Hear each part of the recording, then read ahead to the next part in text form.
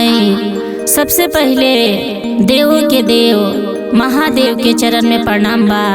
माँ भवानी जगदम्बा गौरी पार्वती मैया के चरण में प्रणाम बा। कार्तिक गणेश बबुआ के चरण में प्रणाम बा। साथे साथे नीलम दीदी हरेंद्र भैया के चरण में प्रणाम बा।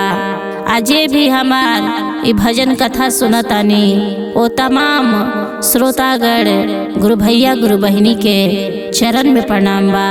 हमार प्रणाम स्वीकार करी। रउआ सबके बीच में गुरु भैया गुरु बहिनी एगो बड़ा ही सुंदर शिव चर्चा कथा लेके आइल बानी। ए शिव चर्चा कथा के रउआ सब शुरू से लेके अंत तक सुनब। ई कथा गुरु भैया गुरु बहिनी एगो धोबी और लालचीन धोबिन के बा। ई जवन धोबिन बालो ई पति पत्नी बालो उनकर पत्नी बाड़ी बड़ा ही लालची बाड़ी। आ जवन पति बाड़े वो पति महादेव के भक्त बाड़े। पत्नी लालच के कारण बड़ा ही गलत काम कैले बाड़ी। जौना गलत काम से महादेव शिव जी उनकरा के सुअर बना देतानी।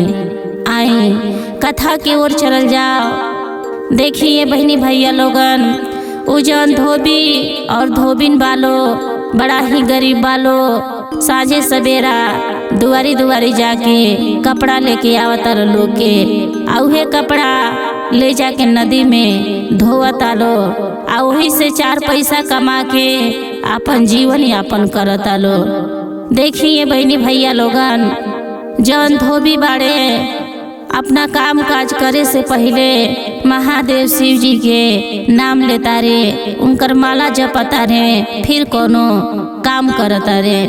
पर जवन धोबिन बाड़ी गुरु भैया गुरु बहिनी उनकरा पूजा पाठ से कोनो मतलब नहीं खे। महादेव शिव के हो खेला भगवान के हो खेला इस सब के बारे में वो कुछ नहीं खी जानत। जहाँ तक अपना पति धोबी के रोज रोज ताना मारा तारी कि हमार धोबिया काम के समय में ही लेके कंठी माला बैठ जाता आ जपे लागता।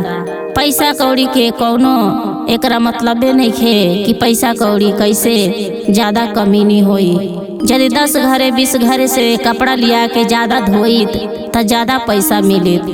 तो अपना धोबी पति के रोज रोज ताना मारा तारी कि काम काज के समय में ही सुबह शाम लेके कंठी बैठ जाता रन। देखिए बहनी भैया लोगन धोबी अपना पत्नी के बात सुन के अपना पत्नी पर नाराज नहीं खन होखत, गुस्सा नहीं खन होखत कि हमार पत्नी हमरा संगे काहे ऐसे करत तारी। अपना पत्नी के माफ कर देता रन। सोचता रन कि ज्यादा इनकर जैसन स्वभाव बा वैसे ही हमरा संगे बर्ताव करत तारी। एक न एक दिन ई समझदार हो जाइए, समझ जाइए कि पति के अपमान ना करे के चाहिए। अब भगवान कैसन हो खेलन, भगवान के पूजा आराधना का हो खेला इहो एक न एक दिन समझ जाइए। देखिए बहनी भैया जौन कर पत्नी बाड़ी खूबसूरत बाड़ी, खूबसूरत के कारण ही पानी में आग लगावतारी। अपना पति के तनिक कदर नहीं करत। सोचतारी कि हमार पति खूबे ढेर पैसा कमा के लेके आवस आ हम खूब ऐश आराम से रही, ठाट बाट से रही। तो ठाट बाट से रहे के प्रतीक्षा में रहतारी कि ज्यादा से ज्यादा घर में आमदनी होखे आयोरी हम झाड़ के रही। देखिए बहनी भैया लोगन एक दिन पार्वती मैया महादेव शिव जी गुरु भैया गुरु बहिनी ओही राह से जात रहनी लो जौने राह में धोबी कपड़ा धोवत रहले आ धोबी नुकरा लगे खड़ा रहली। जब पार्वती मैया वो धोबी के देखली कपड़ा धोवत आ धोबिन के खड़ा देखली तब पार्वती मैया के अच्छा ना लागल। उनकरा धोबी पे दया आ गई। त महादेव शिव जी से कहतरी कि हे महादेव शिव जी हये धोबी होंगे जवन धोबी राउर सुबह शाम नाम ले ले, राउर माला जपे ले, ओम नमः शिवाय बोले ले। इनकरा के धन काहे नहीं खी दे देत, इनकर दुख काहे नहीं खी हर लेत। त महादेव शिव जी पार्वती मैया से कहतनी हे पार्वती तू कौनो ना कौनो बात में काहे टांग अड़ा देलू, हमारी काम हमरे पे छोड़ द। त तहरा का पता बा कि जवन उनकर पत्नी धोबिन बाड़ी अपना खूबसूरती के लेके बड़ा ही अहंकार में बाड़ी, अपना पति के कदर ना कैली तो लक्ष्मी के कदर कैसे करी है। उ हमार कदर ना कैली तो उनकरा के हम धन दौलत कैसे दी। ता पार्वती मैया कहतरी महादेव शिव जी से कि हे महादेव शिव जी, उनकर पत्नी के काम हमरो अच्छा नहीं खेलागत, लेकिन उनकरा घर के सब काम काज उनकर पति करेले। उनकरा पति के ऊपर बा और उनकर पति राउर दिन रात तपस्या करेलन, पूजा करेलन, राउर माला जपेलेन, ओम नमः शिवाय बोलेले। रउआ उनकरा के धन दे दी। सारा काम तो उनकरे न करे के पड़ता, कौन उनकरा पत्नी के करे के पड़ता कि रउआ पत्नी के ऊपर जाता नहीं। यदि उनकर पति ही सब काम करता रन आ उहे नीक काम करता रन, राउर नाम लेता रन, राउर आराधना करता रन, ओम नमः शिवाय बोलता रन, त रउआ उनकरा के धन दे दी, उनकर दुख हर ली। ता महादेव शिव जी पार्वती मैया के बात सुन के सोचनी कि पार्वती ठीक कहतारी, हमरा धोबी के धन दे देवे के चाही। देखिए गुरु भैया गुरु बहनी, सुबह सुबह के बेरा रहे आ जौन धोबी रहले सबसे पहले अपन काम काज करे से पहले महादेव शिव जी के नाम लेत रहलन, ओम नमः शिवाय बोलत रहलन, हाथ में कंठी रहे। जब तक महादेव शिव जी उनकरा सामने प्रकट भइनी आ प्रकट होके धोबी से पूछतानी कि हे धोबी, तू एक दिन के कितना रुपया कमा लेला, का ये पैसा से तहार जीवन यापन हो जाला, घर के खर्चा चल जाला। तो धोबी गुरु भैया गुरु बहनी मुस्कुरा के कहता रे, हाँ स्वामी, जवन हम पैसा कमानी वो पैसा से हमरा घर के नून रोटी चल जाला। तब महादेव शिव जी कहनी कि हे धोबी, तारा भक्ति से हम बड़ा प्रसन्न बानी, तू कौनो वरदान मांगा, हम तारा के वरदान दे देव तो ताहार दुख छूट जाई। ता जब ये बात धोबी सुनले तो महादेव शिव जी से कहता रे, हे महादेव शिव जी, हम तो अपना जीवन यापन खातिर रुपया पैसा कमा लेनी, हमार जीवन यापन बढ़िया से चलता। ई जौन रउआ वरदान देता नी, ई वरदान अभी रखले रही, हमरा बाद में जरूरत आई तो रउआ हमरा के बाद में दे देव, एकरा के बाद में पूरा कर देव। तब महादेव शिव जी फिर से वजह से अंतर ध्यान हो गईनी आ पार्वती से कहतानी, देखा धोबी उतने में खुश बा, तू बार बार हमरा के परेशान करत रहलू हा, वरदान देवे के कहनी हा, धन दौलत देवे के कहनी हा, तो धोबी खुद के मना कर देले, कहले कि हमरा के बाद में जरूरत पड़ी तो बाद में दे देव। बतावा उनकरा के अब बाद में का जरूरत होई। तब पार्वती मैया गुरु भैया गुरु बहनी महादेव शिव जी से कहली, हे महादेव शिव जी, जाय दी, एकरा से यदि ज्यादा वो गरीब हुई हैं तो फिर से ही वरदान ले ली हैं, रउआ दे दे वो बेरा। देखिए गुरु भैया गुरु बहनी, वो जौन धोबी रहले आ धोबिन रहली, दोनों जना एक दिन नदी के किनारे फिर से बहुत सारा कपड़ा लेके धोवे खातिर गई रहे लो। धोबी धोवत रहलन आ धोबिन जौन रहली नदी के किनारे बैठल रहली। वही राह से गुरु भैया गुरु बहनी एगो राजा जात रहलन। जब राजा वो धोबिन के देखलन तो उनकी खूबसूरती के, उनकरा सुंदरता के देख के राजा वो धोबिन पे मोहित हो गईलन कि धोबिन कितना सुंदर बाड़ी, ई धोबिन के योग्य नहीं थी, यदि रानी बनिहन तो रानी में बड़ा सुंदर लगिहन, हमार धर्म पत्नी बनिहन तो बड़ा अच्छा लगी, ई धोबिन में अच्छा नहीं खिलागत। आ वैसे भी गुरु भैया गुरु बहनी धोबिन तो सुंदर रहबे कैली। त जवन राजा रहलन गुरु भैया गुरु बहनी, वो जाके धोबी से कहले कि हे धोबी, तू अपना पत्नी के हमरा के दे दा, आ तहरा के हम बहुत सारा रुपया खजाना दे दे, तहार दुख छूट जाई। ता ई बात सुनले जब धोबी त राजा से कहता रे कि हे राजा, भले हम गरीब बानी त कहा, लेकिन हम अपन ईमान कैसे बेच दी, हम अपना धर्म पत्नी के कैसे रउआ के दे दी, हम ना देव। देखिए गुरु भैया गुरु बहनी, राजा के दिल धोबिन पे आ गई रहे और ये ने धोबी मना कर देले। राजा विचार करे लगले कि अब हम का करी। धोबिन त बड़ा सुंदर बाड़ी, ऐसन हमरा के कहीं भी रानी ढूंढब त ना मिली। देखिए बहनी भैया, नारी जात अबला त होखबे करेली, केहू के बहकाव में आइए जाली। त जवन राजा रहले गुरु भैया गुरु बहिनी, एक दिन ओ धोबिन से चुपके से मिले खातिर अइले और आके धोबिन के बहकावे लगले कि हे धोबिन, तू ओ धोबी के योग्य नहीं खू। तहार जौन पति बाड़े बड़ा बदसूरत बाड़े, करिया झंझन बाड़े, आ तू कहाँ कितना सुंदर बाड़ू, कितना गोर बाड़ू। तू ओ धोबी के लायक नहीं खू।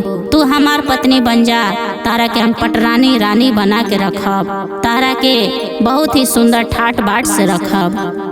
जब इतना बात गुरु भैया गुरु बहिनी उ धोबिन सुनली तो धोबिन ओ राजा के बहकाव में आ गईली। आ वैसे भी गुरु भैया गुरु बहिनी धोबिन त लालची रहबे कैली, सोचते रहली कि हमहू ठाट बाट से रहती आ खूब बढ़िया बढ़िया कपड़ा पहनती, हीरा जवाहरात पहनती। तो वैसन उनकरा जब लहार मौका मिलल त राजा के बात में आ गईली। आ राजा से कहली ठीक बा, हम रउआ साथे चलब। देखिए बहनी भैया, जब धोबिन बात मान गईली त राजा भी खुश हो गईले कि धोबिन चला बात हमार मान गईली, बड़ा सुंदर बाड़ी, इनकरा के दरबार में लेके जाए आ इनकरा से ब्याह करके इनकरा के रानी बना के रखब। सब केहू हमार तारीफ करी कि इनकर पत्नी रानी कितना सुंदर बाड़ी।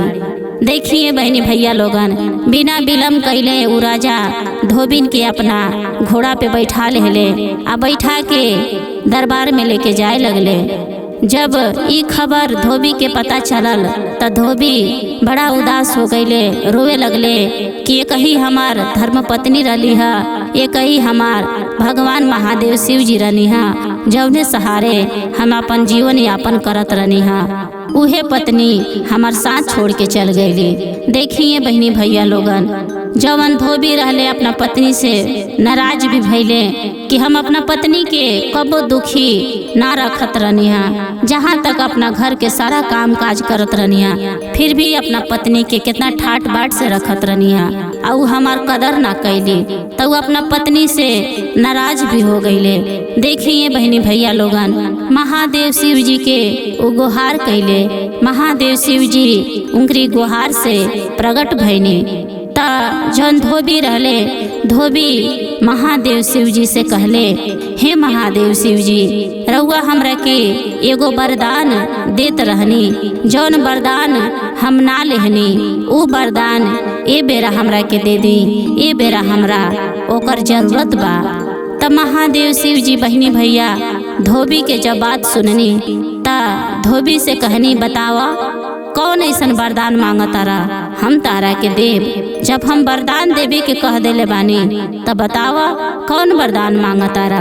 ता धोबी कहता रे, हे महादेव शिव जी, जैसे खूबसूरती के लेके हमार पत्नी हमार कदर ना कैली है, वो सही है महादेव शिव जी, हमारा पत्नी के रउआ सुअर बना दी कि हमरो से ज्यादा वो बदसूरत हो जा कि उनकरा के केहू ना पूछो।